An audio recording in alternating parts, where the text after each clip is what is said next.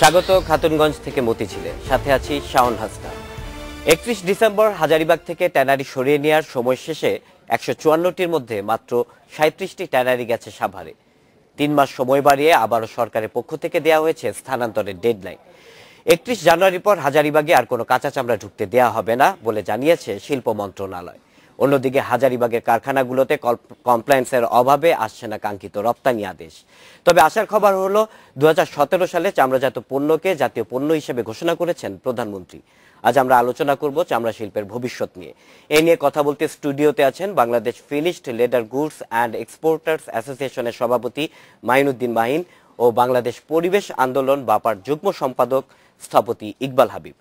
প্রথমে আমি একটু মাইন ভাই আপনার কাছে যেটা জানতে যাচ্ছি যে আপনারা আসলে অনেক দিন হয়ে গেল, 2003 থেকে যদি আমরা ধরি, অনেক বছর, প্রায় কত 13 বছর, এক যুগেরও বেশি সময়, এখন আসলে আপনারা যেতে পারছেন না কেন সাভারে? প্রথমেই আমি বলি যে কথাটা বলা হচ্ছে যে 2003 সাল থেকে, এটা সঠিক নয়। তথ্যটা সঠিক নয় এই কারণে এখানে আমাদের ইনভলভমেন্টটা বেশি সীমিত। 2003 সালে কাজটা শুরু করেছে সেই সময়ের সরকার। 2007 সালের পরে আমাদেরকে প্লট বুঝিয়ে দিয়েছে। 2013 সালে বর্তমান শিল্পমন্ত্রী আমির হোসেন আমু তিনি আসার পরে ট্রিটমেন্ট প্ল্যান্টের কাজ শুরু করেছেন। তো তার ডাকে সাড়া দিয়েই আমরা ট্রিটমেন্ট প্ল্যান্ট যখন দেখি বাস্তবভাবে কাজ শুরু করেছে, তখনই ট্যানারিগুলোর মধ্যে একটা কনফিডেন্স এসেছে, তারাও কাজগুলো তখনই শুরু করেছে। প্র্যাকটিক্যালি কাজ শুরু হয়েছে 2013-র মাঝামাঝি সময়ের পর থেকে।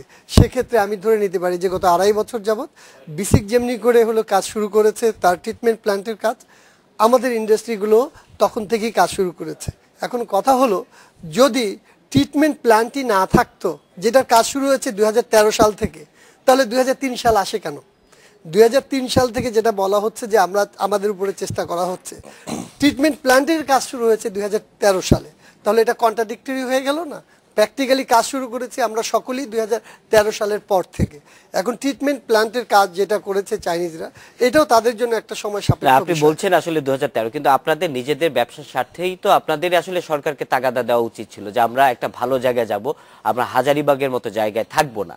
হ্যাঁ, তা তো বটেই, কিন্তু সবগুলোতে একটা আমাদের দেশে সবকিছুই আমরা একটা প্রসেসের মধ্যে দিয়ে যাই। আপনারা সকলেই জানেন যে আমরা চাই অনেক কিছুই, কিন্তু চাওয়া এবং সাধ্য দুটো একসাথে সমন্বয় অনেক সময় হয়ে ওঠে না। সে কারণে আমাদের এক্সপেকটেশন তো অবশ্যই আছে যে আমরা একটা দূষণমুক্ত পরিবেশে আমরা পরিবেশ সম্মত উপায়ে চামড়া প্রস্তুত করব, কমপ্লায়েন্স ইস্যুতে আমাদের সব কিছু মেনটেন করব, আন্তর্জাতিক বাজারে বেটার কোয়ালিটি চামড়া আমরা এক্সপোর্ট। মানে বিষয়টা আমি একটু ইকবাল ভাই আপনার কাছে একটু জানতে চাই, আপনি অনেকদিন যাবত আসলে পরিবেশ আন্দোলন নিয়ে আপনি সোচ্চার, তো এই চামড়া শিল্পটা আসলে হাজারীবাগে পুরো ঢাকা শহরের মধ্যে একটা আসলে যেটা কি বলবো আমাদের একটা বিস্ফোরণের মতো হয়ে গেছে, সেটা সরকার উচ্চ মহল থেকেও বলছেন, আপনারাও বলছেন। তো আপনারা আসলে কতটুকু তাদেরকে বারবারই সতর্ক করেছেন, বারবারই সেখানে চলে যাবার জন্য কারখানাগুলো স্থানান্তরের বিষয়ে তাদেরকে পরামর্শ দিয়েছেন? একটা বিষয় মনে হয় দর্শক এবং আমাদের সকলের পরিষ্কার ধারণা করা দরকার। ধারণাগত একটা অবিশ্বাস এই চামড়া শিল্প পরিশীলিতকরণের সরকারি উদ্যোগগুলোর ক্ষেত্রে ব্যাপকভাবে কাজ করেছে। অবিশ্বাসের ছোঁয়া বা অবিশ্বাসের গন্ধ এই মাত্র আমি সভাপতির বক্তব্য থেকে পেলাম।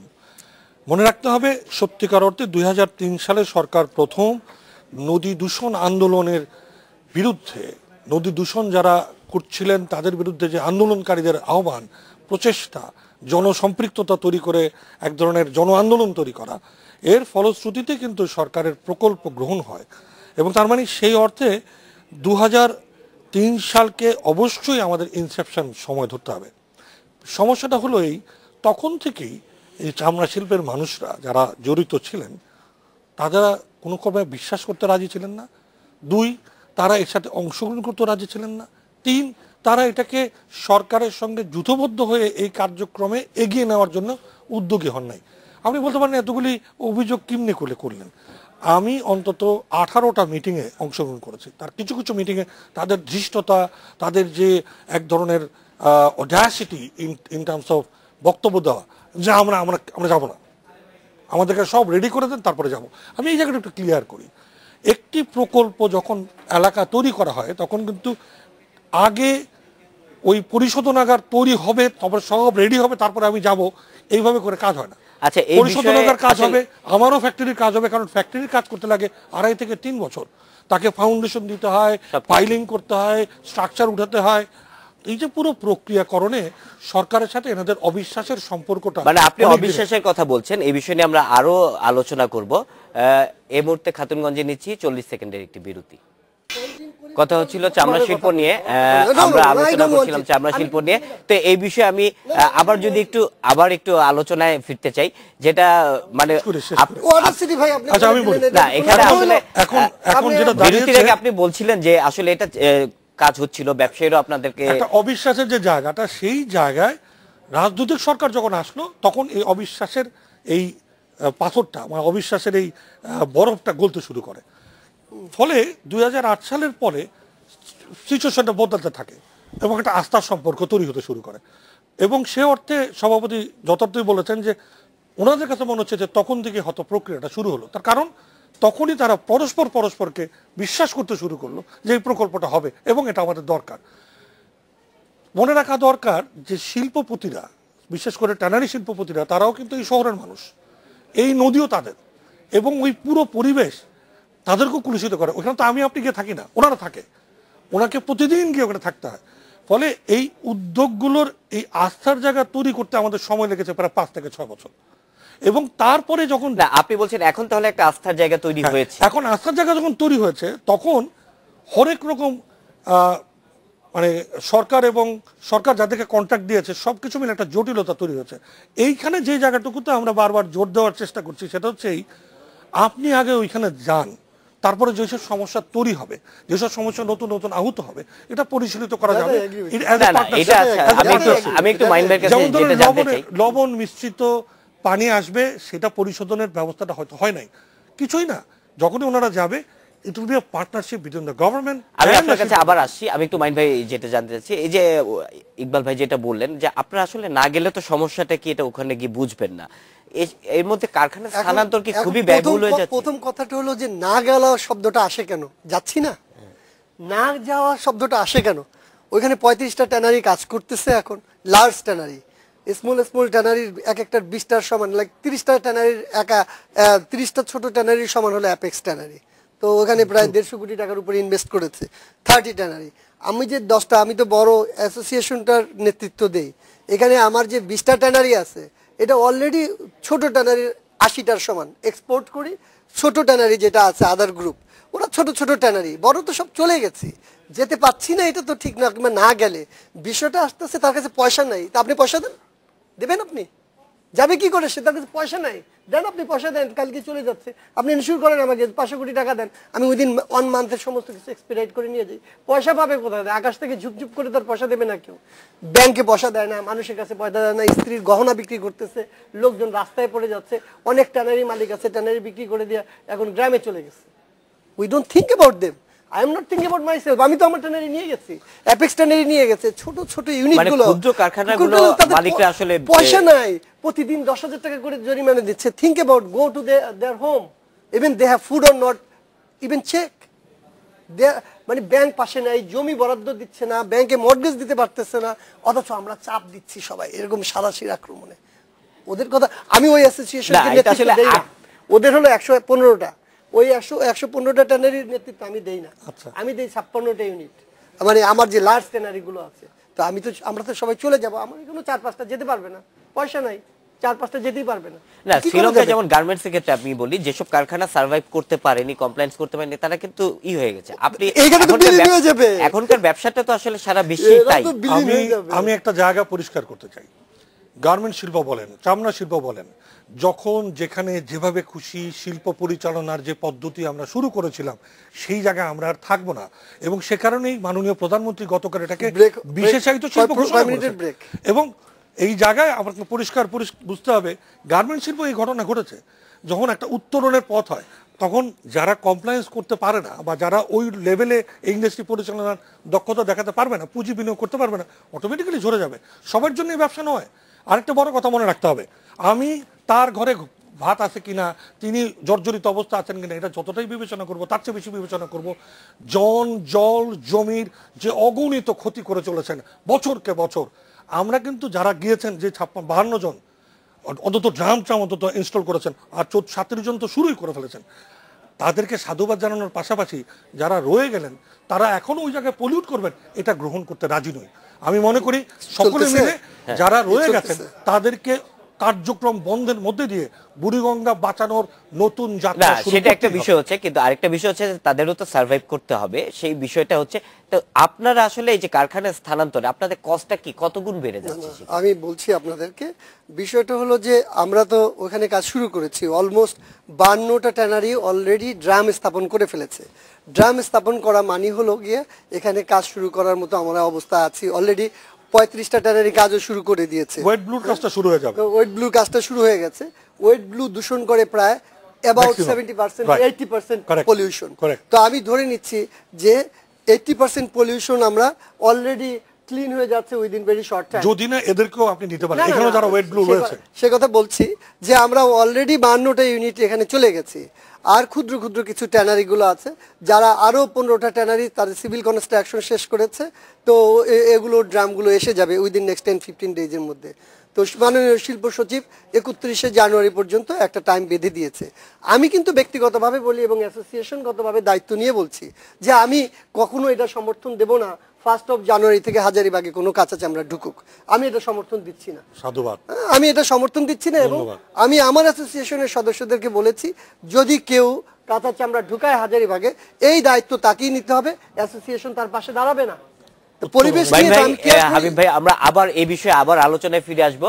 খাতুনগঞ্জে নিচ্ছি ছোট্ট একটি বিরতি, ফিরে আসছি আবারও স্বাগত। খাতুনগঞ্জ থেকে মতিঝিলে কথা হচ্ছিল চামড়া শিল্পের ভবিষ্যৎ নিয়ে। আর এই নিয়ে কথা বলতে স্টুডিওতে আছেন Bangladesh finish leather goods and exporters অ্যাসোসিয়েশনের সভাপতি মাইনুদ্দিন মাইন ও বাংলাদেশ পরিবেশ আন্দোলন বাপার যুগ্ম সম্পাদক স্থপতি ইকবাল হাবিব।